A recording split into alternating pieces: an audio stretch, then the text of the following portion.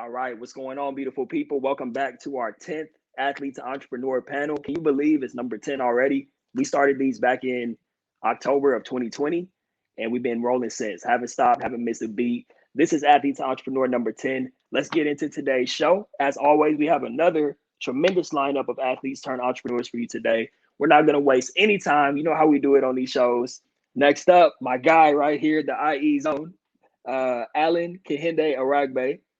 Hopefully I said his name right. I've been working on it. Allen Kehinde Aragbaye is a personal development coach who has assisted basketball players at all levels transition into retirement. After playing 2 seasons at Northeastern University, he transferred to American International College, where he made all league honors and led his team to the NCAA tournament. Upon graduating with a communications degree, Kehinde became intrigued by how challenging the transition from basketball to the real world was. This interest led him to starting Transition Game, that's what it stands for, a personal professional development firm dedicated to creating transition programs for athletes. Understanding firsthand how much athletes must sacrifice to compete at the college and pro level, Kehinde has made it his life's mission to ensure basketball players are able to achieve their hoop dreams while also being prepared to transition after hoops. Please welcome to Athlete to Entrepreneur, Allen Kehinde Aragbaye. My guy Taj, bro, how you doing, man? Yeah, hey, what's up, brother? Good to see you, man. You too as well, man. Thanks for having me. Of course, man. By the way, before we get into this, backstory, I have the gear, right? I had this whole thing planned out, man. Listen, you got to hear me out on this. I had this whole thing planned out where I was going to do like a wardrobe change after Corey and put the shirt on. And then I realized I've been wearing this so much, and I actually wore it to hoop yesterday, that it's musty. So I didn't want to have the musty shirt on underneath and be sitting here smelling myself. So I'm like, you know what? I'm just going to go ahead and hold it up. But everybody, make sure you go get the gear. Yes, most definitely. And I want to say, too, not that I'm trying to do a commercial. You know, I just support the homies. But I will say the quality is tremendous. Not only are the designs dope, but the quality is A1 because I've been working out in this almost every day. So make sure you go get the gear. We'll talk about that at the end. Yes, sir. Appreciate you for supporting, too. Thank you, man. Absolutely, man. I just want to say, man, it hasn't even been a full year since we connected. And already I'm excited about what the future holds for some of the things we're going to be working on together, man. We got some stuff going on behind the scenes. We'll keep hush-hush for right now, out of respect. Yes, sir. But I want to dive in, man, because I don't even think you and I have talked about this. Can you just talk about the tail end of your basketball career? Like, did you have, I know every athlete has aspirations to make it pro, but what was the transition like for you? I think that'll be a good jumping off point for us. Sure. Man, I had aspirations to play in the NBA. I'll definitely say that. I started playing ball when I was 8, and for me, that was always the goal to play in the NBA. So, you know, playing in college, I didn't really abandon that dream until I was like 24, 25 years old. So till end of college, finished up playing, played well, working out, had an agent, training every day, the whole 9. And had some offers to go overseas, and just a couple things just didn't really work out. But as a hooper, like, you still hold on to that dream. Like, it's just so hard to abandon. That's the thing that you worked your whole life to become. And when you fall short, it's just a really hard thing to digest. And so, you know, it wasn't until I was like age 25 that I realized, okay, you have other skill sets. You have other things that you want to do. It's time to pivot. But you know, that was 3 years after I graduated. So you can imagine what that limbo, those 3 years were being in limbo. So, yeah, man, I think that something happens where it does take you time to find your footing if you don't have the right knowledge, the right guidance. You know, if you're not tapped in with the right people, that's when it really started to click for me too. Around like 25, 26, I was like, man, I should really start working on myself instead of just floating around from job to job. You know? Yeah. In that 3-year period after college, when you were trying to figure it out, what were some, I guess, you know, we can talk about challenges that you had internally, but also what were some challenges as far as like getting your footing in the business world or the professional world? Yeah, I would say for me, you know, I was always a great student. I always had a plethora of skill sets, like growing up, you know, things that my parents instilled in me, things I learned in school. All those things I sort of always had. So that wasn't necessarily my problem. It was just more so realizing that you have these skill sets and that it's okay to let go of this game that's really taken over your life for the past, for me, it was 17 years.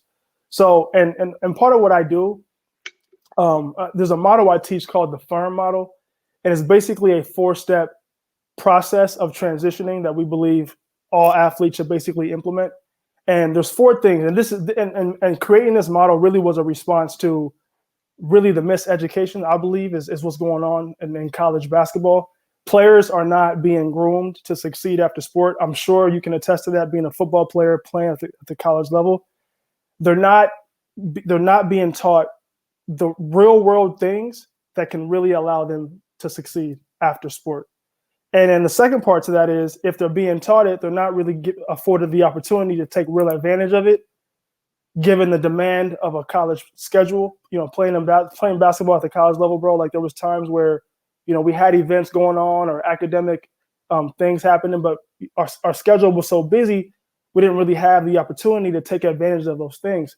And so for me, it was about creating a model that, in spite of this demand and schedule, in spite of the miseducation machine, I like to call it, what are some things that we can teach these kids that they can implement now that will prepare them for life after sport? And for me, it was the FIRM model. And the first pillar of that is F, which is financial literacy. There's no way you can succeed in this life after sports in the real world if you don't understand finance on a very basic level, how to build wealth, right? The second part to that is E, which is starting the process early. That's something that I think a lot of athletes just don't really understand. You know, you come up playing the game you love. For me, it was basketball early. I played at age 8, and you get indoctrinated into this game, and it's fun. It's beneficial. It keeps you out of trouble. Playing sports is an incredible thing. But when you grow up believing this is the only thing you can do, right? When you grow up believing that it's the NBA or bust, I mean, there's real consequences to that when you're older. And I just don't think we're beginning this process of the transition early enough. And the problem to that, and I'll take the words of Kobe Bryant, rest in peace, if you're trying to figure it out at the end, it's too late. It's too late. So that's the second pillar, starting the process early. And then R is replacing your passions. This is, to me, is one of the bigger points, is because, I mean, you know, again, for me, I was always, writing was always a passion of mine. And of course, we have a book coming out. We'll talk about that later, I'm sure. I was always drawn to being a writer. So that's something I really invested in early on. You know, I would blog, I would do certain things like that. So I was always developing that skill set. And so I always knew one day I'd be an author. I always knew one day this writing skill set would manifest in my life somehow. But I found that a lot of athletes don't really have other passions. They don't replace their sport with another passion that they can actually fall back onto. And then last is mental health. That's a big thing right now. And I want to also talk about some ways where, when you go through the transition, and, you know, I faced mild depression, I faced, you know, anxiety, I faced low self-esteem, all because this game that I identify with exclusively was taken away from me, and I almost had nothing else to fall back on. So it was really, really big to sort of find ways, healthy ways, to deal with that mental health piece. And so that's the last pillar. So the FIRM model for me is really the 4 core ways for an athlete to properly and successfully transition. Yeah, this is awesome, man. I definitely want to come back and revisit, because there's so many gems that you just dropped just with the FIRM model itself, and we will definitely circle back to that. But I want to take another peek behind the scenes, man, because you started talking about some of the mental health challenges that you were dealing with. It's great that you came up with this concept, but my thing is, like, you actually started executing on it to have the impact on people. See, and that's the thing that I appreciate, and that's why I have so much respect for the people that I invite to come on these panels, because you could have just been like, okay, these are some things that got me through. I'm okay now. My life is good. You know, I'm where I need to be. But you decided to reach back, put the time in, build an infrastructure, and then start really getting it out there in front of people.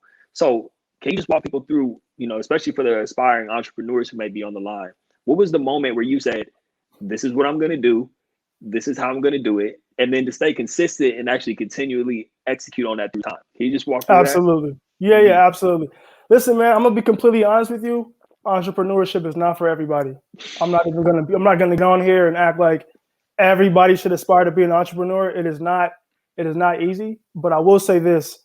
If you have a worldview that you believe matters, If you've identified an issue in the world that needs fixing, a problem in the world that from your viewpoint hasn't been addressed, if you believe you have a purpose and that there's a way for you to impact lives, that's the prism in which to, I would say, pursue entrepreneurship. That's the way I'm pursuing it, right?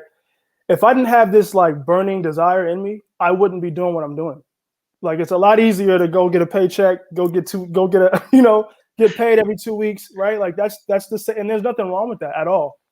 You don't want to, because it's hard, and there's a lot. Listen, it's going to be financially impactful, right? Your energy, your time, all these things. But to go back to your question, when I realized that, one, this was my purpose, like this is my entire basketball journey, and we can talk about that another time. Like, I went through a lot through this game of basketball, some good, some bad, but the main thing is all of it shaped me to the person I am today. And I look back like, man, like here I am, 25, 26, both parents in the house, good head on my shoulders, was a good student. And I was going through this mild depression. I was going through this low self-esteem. I was going through all of these different things. And I can only help but imagine how many other kids were going through that or were going to go through that and had no idea that this was going to be coming their way, right? So I started to figure out, well, what was my process? How did I get here? How do I begin to pivot? And I started to realize, okay, if I can create this, if I can make my experience into a process, that's when I can reach back and be able to teach the next generation step by step how to transition. And so, but yeah, man, I would say purpose and that passion. If you don't have those two things, entrepreneurship probably isn't for you, in my opinion. Right. Yeah. And I love that you prefaced all of that by saying that it's not for everybody. And then too, the fact that you touched on, it really should start from a place of, this is something that I see in the world. This isn't an issue that I want to address. This is something that I feel like I can lend my skill set to, because, and this, I'm preaching to the choir, but for anybody listening, I think a lot of times people, when they hear entrepreneurship, they're just like, man, I want to be a millionaire and drive a Lambo. I'm just looking for the quickest way to get to the bag, not understanding that how you start is how you're going to finish. So if you start out on I need some money, you're going to burn out quickly when the money doesn't come right away, and it's not going to come right away. So the fact that you shared that, bro, the fact that you're talking about really tapping into solving an issue and taking your eyes off of yourself, looking at who can I impact with this work, like, that's what keeps you going when you don't feel like it, or when times get hard, or when money's low. It's like, man, if I don't keep pursuing this, then those people are not going to be helped by this work. So, man, Absolutely. That's a beautiful thing. Absolutely. So I want to go back to the firm method a little bit. Now, you said this came together through reflections about what you needed and what you experienced, and through your research as you were starting to see what was going on with the athlete community, right? How did you, like, when you talk about replacing, for example, you talked about the R in firm is replacing. How do you recommend that athletes go about identifying how they're going to replace that skill set? Like, what is that whole process like for you? I think that would be really good for people to hear. Absolutely, man. And it goes back to beginning the process early. Like it's really hard. I believe it was Frederick Douglass that said something along the lines of, it's a lot easier to raise strong kids than it is to repair broken men. And in a lot of ways, it's like, man, it's so powerful, because it's not to say that if you start late, you can't be successful.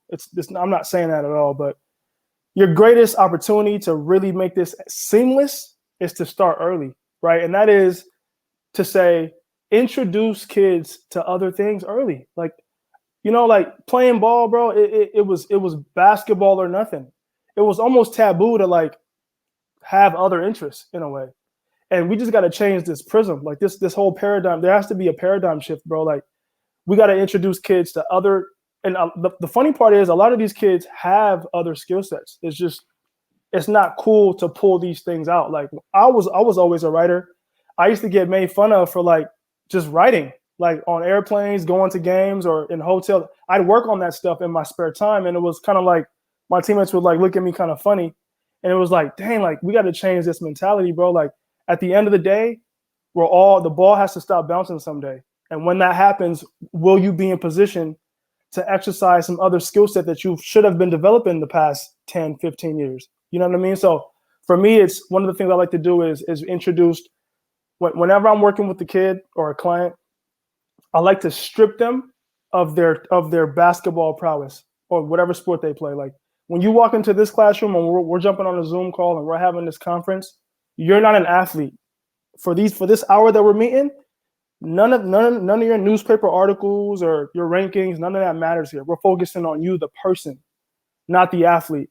And it's uncomfortable. It's weird. A lot of players don't get it, but I'm more so investing in what you need, not what you want. Like I'm not really concerned with what you want. You may not even know what you want yet. So I want to pour into you what you'll need and what your 30-year-old self or your 25-year-old self will be able to look back and thank you for. So introducing kids to other areas that they may or may not have an interest in, trying to pull out broaden their horizons, if you will, because what you'll find is that kids have a lot of other interests, but we don't make it cool to look into those other areas. So, yeah, most definitely, man. That's huge. I love that you touched on that. That's something I'm big on as well, as you know. And I feel like the more you really drive that point home, because it's one of those things where some people may look at it as, oh, it's easier said than done. But the reality is, the more you keep putting that message out there and getting that into athletes' heads, it becomes like, no, if I actually make time to do this, then that's how I'm going to put myself in position and start early, like you're saying.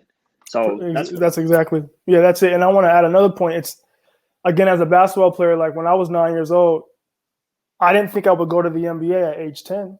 I always knew if I worked hard this year and a little harder the next year and a little harder the next year, by the time I was 19 or 20 or 21, I'd be good enough because of all of that work I put in those prior years to one day be in the NBA. It's the same thing when it comes to personal development. You're not going to get it all overnight, right?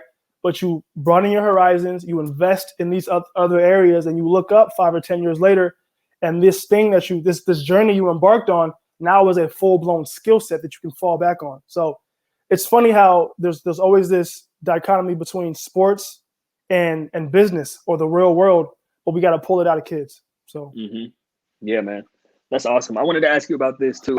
At first I was gonna keep it under wraps, but you kept talking about how you're a writer, and we won't talk about the name or anything right now. But you are in the process of working with Self-Publishing 30 Days, which I have the honor and the privilege of being able to assign the team to it and everything. So, this is an exciting time for me because I just look at once this book comes out that you're working on right now. It's going to be a game changer for so many different reasons. And I say that not even having read the manuscript yet. Like I don't read, I have access to the manuscripts, but I don't read anything until the official physical book comes out. And that's how I want to experience it for the first time. But just knowing you and knowing what you're about and seeing the messages that you push out on social media, I know the book is going to be a game changer. So what I wanted to ask you was, aside from being a talented writer, what had you decide to go ahead and take the step forward to be like, you know what? I want to reach people. I want to reach my audience and get this message across in the form of a book and becoming an author. I'm going to tell you, you're my guy. So I'm going to tell you the full story of how this whole entire thing came to me. So I was in Australia, 2018, having a vacation just with a friend. And I was in an Uber. We were going to Bondi Beach in Sydney, Australia. If you ever get a chance to go, beautiful beach. And I was talking to the Uber driver, and he was asking me about just how it is in America and what I did and all this stuff. And I'm like, yeah, I used to play basketball and stuff like that. And he was, oh, what do you do now? And I was at the time, doing medical sales. And he was like, oh, well, how did you get into that? And so how was the transition? We just started asking me a lot of questions, and I started talking about it, my own personal experience. And then he was like, yeah, it must be hard for like a lot of guys to like do that. And I was like, yeah, it is kind of hard. And then he was like, you should write a book. Ha, ha, ha, ha, ha. And I was like, just like that. It was like this aha moment. And my friend and the driver they started laughing because it was a joke to him. But in that moment, I was like, I should really write a book. And I got home, dude, it was August. I got home. It was like September 1st when I got back. That day I started writing. And I believe 100% that was God giving me my purpose in that moment. And the funny part is I always knew I would write a book. But as you know, being an author yourself, you can't write a book if you're not inspired to write. You have to be inspired to write. It's one thing to be good at writing. It's another thing to have the skill set. But if you're not inspired to put out an entire, piece of literature, it's not going to get done. And that's why probably so many authors start books, but they don't finish them. So for me, that was the moment that this book concept came to me. Even the entire brand of Transition G, it began as a book. And as I began to write, it just started to scale and grow. And I realized like this is an entire movement. So needless to say, the book is coming out. Obviously, you know about that. I'm really, really excited to have that out because that's, in a lot of ways, that's what's near and dear to my heart, just as an art piece. And so the process is going great, man. So, yeah. Man, that's amazing. That's crazy how it all came together just from an Uber ride. Everybody in there, everybody else in the Uber was cracking up, laughing. Hi, you should write. You're like, wait just a minute. I'm like, whoa. Right. That's crazy. And I love how you said that book essentially became the foundation for everything you've done with Transition G. It's like, I always say, well, I don't always say, this is something I recently realized. I forgot where I heard it. But life itself is like waking up every day and reading the book, but also writing the book. Like you're the author and the consumer of your own book. And so that makes me think to like how crazy that came together for you, where the book that you're authoring essentially is becoming your business and you're building both at the same time.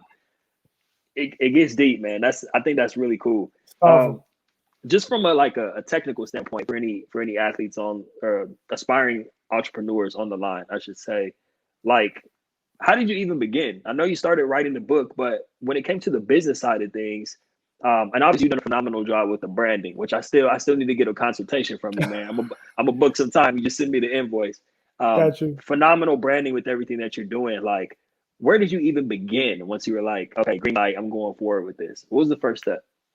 Good question. And I think the first caller, Marley, you guys talked about that.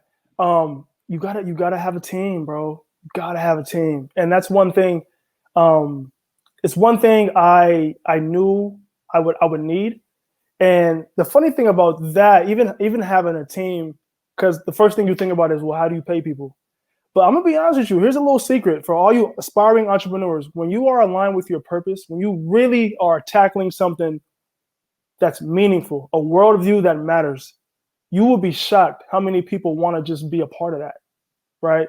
Not to say they'll work for free per se, but you can structure situations where you have help that's cost efficient. And so I would say, the people who I have around me believe in my vision, right? I'm the visionary of this company. They believe in what I'm doing, and I have people who help me out, like in areas that I'm not the most versed in, right? So structuring a business, you have to know how to run a business, right? You talked a little bit about the branding part and social media and content creating and all that. That's a whole other world that I was not really into until I realized it's the digital age. I need to put out content to drive the brand. So I have people who I've been able to work with, and the amazing part about the entire everybody I work with is that they're all people who I have in my phone. Like I wasn't going out outsourcing anything. This is my immediate network. And that's the other thing when they say like your net worth is your network, that it couldn't be more true. Like starting your phone, literally, if you're looking to build a team, go through your call log. It could be people you haven't spoke to in 10 years, which is one of the cases for me. I have a friend who I literally haven't spoke to in a decade, but we crossed paths again when he saw what I was doing with TG, and he reached out, and we're working together now. So having a team, you're not going to know everything. You do need to be prepared to play multiple positions, definitely. That's what entrepreneurship is essentially. But areas where you're not that strong, like look for folks who are strong in that area. Everybody has a skill set. At the end of the day, it's all about making your business and the vision and executing it, even if you have to relinquish a little bit of power in certain areas. So, yeah. Yeah, man, that's sound advice right there, especially when you talk about just start with your contacts list, like just open.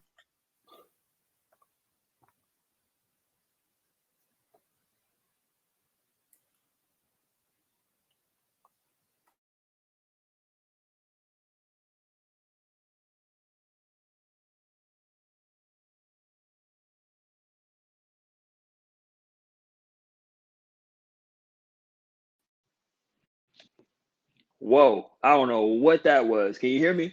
Yeah. You good. You know what's crazy, man? That happened on the last panel towards the tail end. It's something about like a few, I don't know what that was. But anyway, um, that completely just threw me for a loop right now. I Yeah, was like, we what good. just We happened? Yeah, we good. good. But yeah, man, I think that the advice that you just gave right now is so strong because it doesn't have to be super complicated. Like you said, it's as simple as just opening up your phone and being like, um, who can I call on, or who has a skill set that I don't have, or who can lend their expertise. And then, like you said, with you being the visionary and having like the right people will gravitate towards that and want to help you, especially, when it comes to, because you mentioned compensation, right? And I think the people who are like, well, how much am I going to get paid? Those are the wrong people to begin with. And the people who get it and see the long-term vision, like, okay, I want to do this because it's the right thing to do. And then Right. also keep it in the back of the mind, if you really believe in it, as time moves forward, you're going to get taken care of. That's just, 100%. yeah, that's just the law of, what do they call it? It's the law of words of Traction, wisdom by maybe? something. Yeah, a law of, oh my goodness, reciprocity. That's what I was looking Reciprocity. for. Oh, my, that's a big one. That's The law of huge. reciprocity. Yes, sir. Yep. Yes, sir. Man, Absolutely, so, man. and shout out to E. Adako. He says My words of boy wisdom. Manny. Yeah. Nancy definitely dropped some gems. Nancy Aragbay definitely dropping some gems. Yes, indeed. Yes, indeed. Man, this is okay. Who we got there? I'm gonna let you go with that name, Allen. Who's that, Al bro? Davino. That's my guy. That's my guy, Vinny. My guy, Vinny. Yes, sir. Yes, sir. Everybody showing love. Let's go. My touch 16 says let's go. You got the crowd going wild right now, bro. Everybody's loving the gems that you're dropping. Yes, indeed. Um, let's do this, man. I want to talk about the future of Transition G, man. Like, what's TG looking like? I know you have a grand vision. Let's just talk. We could talk like immediate future or just 5, 10, 15, 20 years down the line. Like, in your mind, what does that vision look like? Listen, man. I don't even know if ambition is the word. Like, it's such a big it's colossal what's inside of me, bro. And like, I see this completely revolutionizing the game of basketball, like completely, because again, and this is the driving force for this whole entire company is the following statistic: that 99% of college basketball players won't go to the NBA. Like, it's such a big stat. People know it. We don't really drive it home. And it's not to kill dreams or to say who's going and who's not going, but it's to create this paradigm shift of athletes who are using the game to pivot as opposed to being used by the game. So for me, it's like the 99%, like, you know how many people that is? How many players that is? Like, that's an entire culture of sport. So I just see personal development being as important as player development, right? I envision a world where like athletes are literally graduating, right? And they're financially literate, right? They're prepared to pivot because they've given this period of their life thought for the last 5-10 years. It's very different when you've thought about this moment, basketball being over, for 5-10 years, as opposed to like graduating and then trying to fit. It's just very different. So I just see a whole generation of athletes being educated with the right type of information where they can successfully transition and making personal development cool. So the sky's not even the limit, bro. Like, I really wish I could put it in the right words, but honestly, like, with the ambition that I have in myself and like the work I'm prepared to do, it's changing an entire culture. That's phenomenal, man. And the great part about it, man, and that's the thing that excites me, is that you're already doing that. You know what I mean? And so it's just going to continue to grow. And I'm excited to have connected with you and cross paths and that we're working on projects together. It excites me, man. And like I was telling Marley earlier, it just reminds me that I'm not crazy. It's other people thinking like me. It's other people really out here executing. So I'm honored to call you a friend and call you a teammate in life now on this mission that we're both on. And definitely appreciate you giving some time today, man. Before we get out of here, we could easily go another hour. Matter of fact, I will have you back on, especially once the book comes out. We'll do a solo episode. We'll take a deep dive. But for the time being, man, before we wrap up, please tell people how they can get in touch and how they can support the movement, how they can get the merch, all of that. Absolutely. So I got the website going on right now. That's transition-g.com. Instagram, you can follow me at transition-g.